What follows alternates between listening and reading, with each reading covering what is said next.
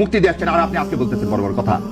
ছাত্র অবস্থায় নিজের ছেলের দুধের টাকা বাদ দিয়ে টাকা পাঠাইছে এই জামাত ইসলামকে, আর আপনারা আজকে বলেন বড় বড় কথা।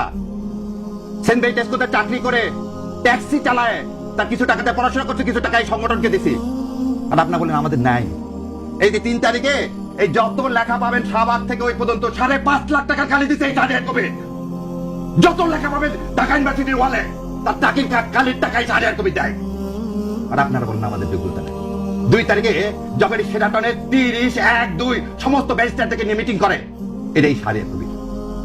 আপনারা বলেন নাই। এই আমিরে জামাতকে যখন হত্যা করার জন্য আপনারা ধরার জন্য এখন তখন এই শাহরিয়ার কবির তার সাথে ঘুরে ঘুরে বেড়ায়।